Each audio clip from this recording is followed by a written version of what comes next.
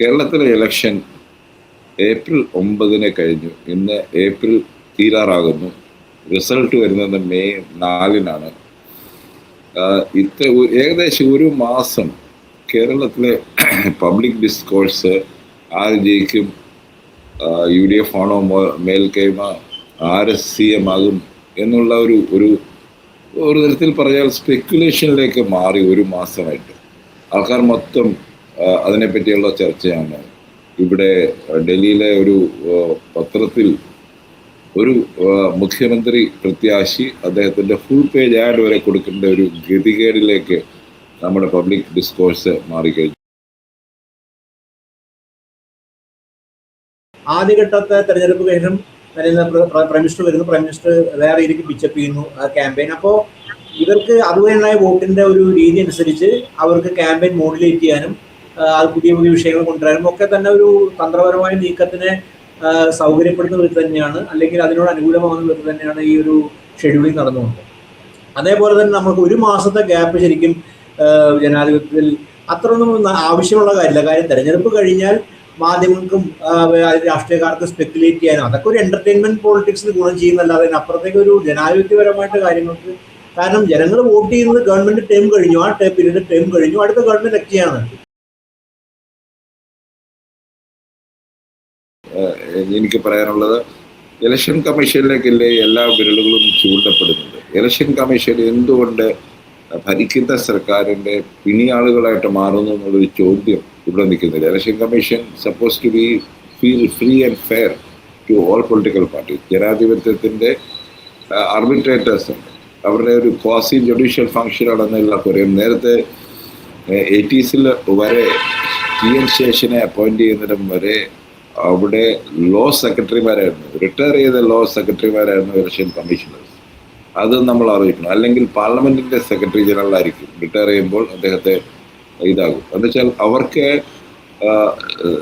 Constitution അനുസരിച്ച് അല്ലെങ്കിൽ parliamentary പ്രൊസീഡിയേഴ്സ്, അതായത് പാർലമെന്റിലെ ഒരു അറ്റ്മോസ്ഫിയർ ഉണ്ടല്ലോ, എല്ലാ പാർട്ടികളും ഒരുപോലെ കാണുന്ന ഒരു പ്രത്യേകത, അത് വെച്ച് ബിഹേവ് ചെയ്യുന്നവരായിരുന്നു. TN ശേഷനാണ് ഇത് മാറ്റിയത്. അദ്ദേഹത്തെ നമ്മൾ ഒത്തിരി ആൾക്കാർ അദ്ദേഹത്തെ ആരാധിക്കുന്നുണ്ട്.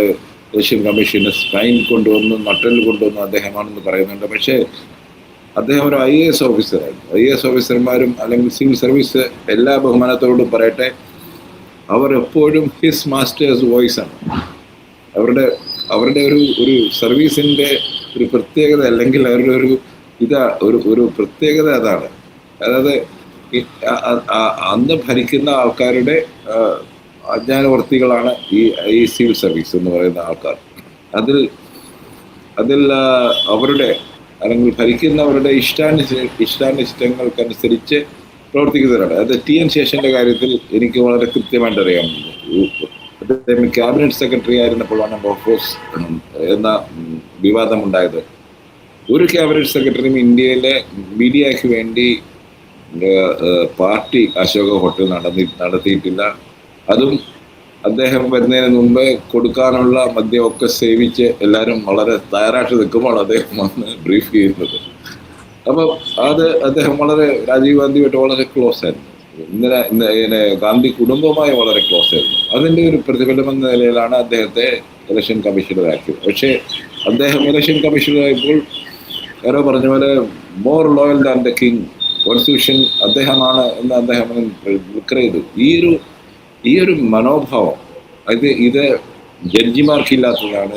ഇപ്പോൾ ഉണ്ടെന്ന് പല വാദങ്ങളും ഇപ്പോൾ പറയുന്ന അവിടെയും ഇത് ചേക്കേറുന്നുണ്ട്. പക്ഷേ പാർലമെന്റിലെ സെക്രട്ടറി ജനറൽമാർ, പാർലമെന്റിന്റെ സെക്ടർ എന്ന് പറഞ്ഞ ആദ്യത്തെ സെക്രട്ടറി, അദ്ദേഹം പിന്നെ ഇലക്ഷൻ കമ്മീഷണറായി. ഞാൻ ഇപ്പോഴും ഓർക്കുന്ന പെരിശാസ്ത്രി എന്ന് പറഞ്ഞൊരു ഇലക്ഷൻ കമ്മീഷണർ, അദ്ദേഹം ലോ സെക്രട്ടറി ആയിരുന്നു. അദ്ദേഹത്തിൻ്റെ മകനെ എനിക്ക് അറിയാം. അപ്പം ഇങ്ങനെയുള്ള ആൾക്കാരാണ്. അവരൊക്കെ കോൺസ്റ്റിറ്റ്യൂഷൻ, അതായത് കോൺസ്റ്റിറ്റ്യൂഷൻ ഓഫ് ഇന്ത്യ സേവിക്കുന്നതാണ്. അല്ലാതെ അവരുടെ മാസ്റ്റേഴ്സ് കോൺസ്റ്റിറ്റ്യൂഷൻ തന്നെയായിരുന്നു.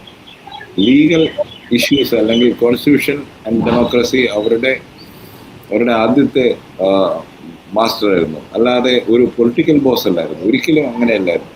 അതിൻ്റെ എനിക്ക് തോന്നുന്നു അതിൻ്റെ ഒരു പ്രതിഫലനമാണ് ഇപ്പോൾ കാണുന്നത്. IAS ഓഫീസർമാരാണ് വർഷങ്ങളായി ശേഷം എല്ലാ ഇലക്ഷൻ കമ്മീഷനിലും IAS ഓഫീസേഴ്സ് റിട്ടയർഡ് ചെയ്യുമ്പോൾ അവർക്കൊരു 5 വർഷത്തെ സർവീസ് നീട്ടിക്കൊടുക്കുന്ന ഒരു പരിപാടി. ഇലക്ഷൻ കമ്മീഷനെ ബന്ധപ്പെട്ട് ഇലക്ഷൻ കമ്മീഷൻ അപ്പോയിന്റ്മെന്റുമായി ബന്ധപ്പെട്ട് ഓൾറെഡി ജസ്റ്റിസ് കെ ജോസഫിന്റെ വിധിയെ മറികടന്നാണല്ലോ ഗവൺമെന്റ് അത് ഒരു വലിയൊരു സ്റ്റാറ്റ്യൂട്ടറി ആയിട്ടുള്ള ഒരു ബോഡി, വളരെ ഇൻഡിപെൻഡന്റ് ഓട്ടോണമസ് ബോഡിയിലെ അപ്പോയിന്റ്മെന്റ് രീതി തന്നെ മാറ്റിയില്ല. ഇപ്പൊ ഗവൺമെന്റ് അപ്രമാദിത്വം കിട്ടുന്ന ഒരു ബോഡിയായിരിക്കും. അന്ന് നമ്മുടെ ഈ ഫൗണ്ടേഴ്സ് ഓഫ് ദി നേഷൻ എന്തുകൊണ്ട് ഇലക്ഷൻ കമ്മീഷൻ വിവാദം ചെയ്തിട്ടുണ്ടെങ്കിൽ പ്രതിപക്ഷത്തിനും ഭരണപക്ഷത്തിനും ഒരേപോലെ സേയുള്ള എന്നാൽ ജുഡീഷ്യറിയുടെ ഒരു ഇൻഡിപെൻഡന്റ് ജുഡീഷ്യറിയുടെ തലപ്പത്തിരിക്കുന്ന ആളും കൂടി വരുന്നതിനൊരു ഫെയർ ആയിട്ടുള്ള സെലക്ഷൻ എന്ന അർത്ഥത്തിലാണ് അതിൻ്റെ അകത്ത് പ്ലാൻ ചെയ്തത്. പക്ഷെ അതിൽ മാറ്റം വരുത്തിയപ്പോൾ തന്നെ ഒരു കാര്യമായ മാറ്റം വന്നു എന്നുള്ളൊരു യാഥാർത്ഥ്യം, പ്രശ്നങ്ങൾ ഒരുപാടുണ്ടായി. അത് ആ ഒരു സ്റ്റാറ്റ്യൂട്ടറി ചേഞ്ച് തന്നെ വളരെ പ്രധാനപ്പെട്ട കാര്യമാണ് എനിക്ക് തോന്നുന്നത്. അത് സംബന്ധിച്ചിടത്തോളം അത് ഗൗരവമായിട്ടൊരു വിഷയം. കാര്യം അത് നമ്മുടെ ഫൗണ്ടിങ് ഫാദേഴ്സ് എങ്ങനെയാണ് ഈ ഒരു ബോഡി ഇൻഡിപെൻഡന്റ് ബോഡിയെ കണ്ടെന്നുള്ളത് പ്രധാനപ്പെട്ട കാര്യമാണ്. അതുകൊണ്ട് തന്നെ ഇതിൽ അപ്പോയിന്റ്മെന്റ് ചീഫ് ജസ്റ്റിസ് വരിക എന്നുള്ളത് ശ്രദ്ധേയമായിട്ടുണ്ടെങ്കിൽ അതൊരു ഫെയർനെസ് എൻഷുർ ചെയ്യുക എന്നുള്ളതാണ്. മൂന്നാമതൊരാൾ ഫെയർനെസ് എൻഷുർ ചെയ്യുക അപ്പോയിന്റ്മെന്റ് എന്നുള്ളതാണ്. അതിൽ തന്നെ മാറ്റം വന്നപ്പോൾ തന്നെ വലിയ വിവാദങ്ങൾ ഉണ്ടായിരിക്കുന്നു. ഇങ്ങനെയുള്ള ഒരു പ്രൊസീജിയറിൽ പ്രശ്നങ്ങൾ സംഭവിക്കുന്നു തുടങ്ങി നമ്മുടെ ഇപ്പോൾ SIR ആയി ബന്ധപ്പെട്ട വിമർശനങ്ങൾ ഒക്കെ തന്നെ നമ്മുടെ ഇലക്ട്രൽ പൊളിറ്റിക്സ് കാര്യം. ഇലക്ട്രൽ പൊളിറ്റിക്സ് ആണല്ലോ ഇന്ത്യൻ ഡെമോക്രസിയുടെ ഏറ്റവും അടിസ്ഥാനം എന്ന് പറയുന്നത്. ഇലക്ട്രൽ പൊളിറ്റിക്സിനെ ബാധിക്കുക എന്ന് പറഞ്ഞാൽ ബാധിക്കും തുടങ്ങി എന്ന് പറഞ്ഞാൽ അത് നമ്മളെ സംബന്ധിച്ച് വളരെ ഡിസപ്പോയിന്റിംഗ് ആണ്. ഡെമോക്രസിയെ കുറിച്ച് ഡിസപ്പോയിന്റിംഗ് ആണത്.